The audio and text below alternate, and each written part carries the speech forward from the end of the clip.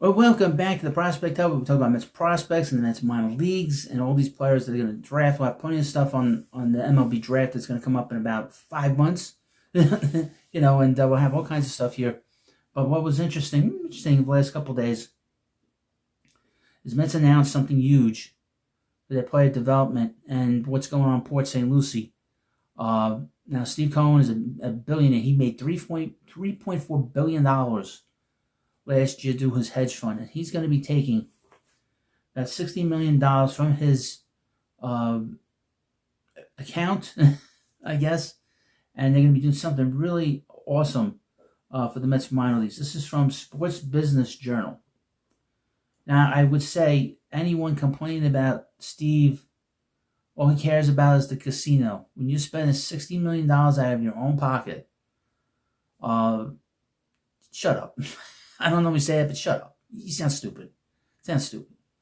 Headline, Mets break ground on player development complex in Florida. Aha. Let's get to this. The Mets broke ground on their 55,000 square foot player development complex in Port St. Lucie, Florida, Wednesday. The facility, designed by HKS and built by Gilbane, is expected to open for 2027 spring training.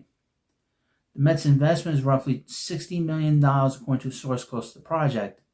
It coincides with a lease extension that could keep the team in Port St. Lucie as long as 2052.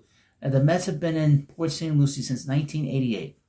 I was watching a game on YouTube, a spring training game between the New York Mets and the Chicago White Sox, and the Mets were playing in their original home in St. Petersburg. What a dump.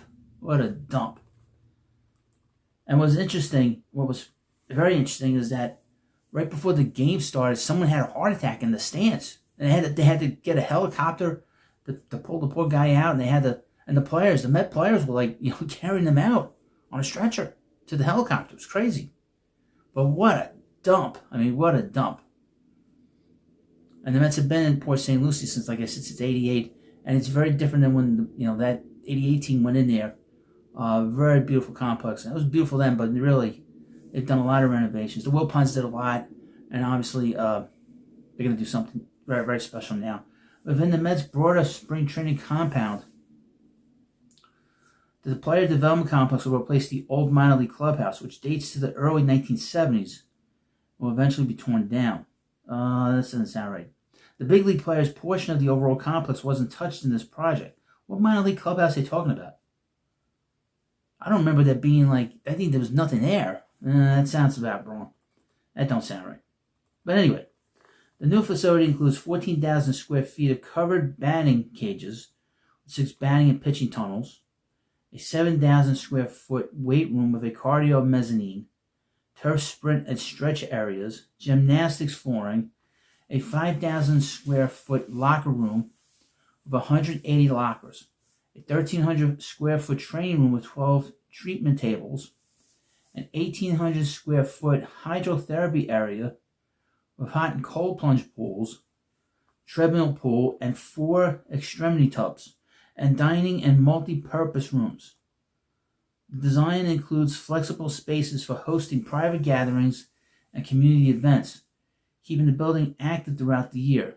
In addition to the clubhouse, is a 20,000 square foot synthetic turf outdoor agility field.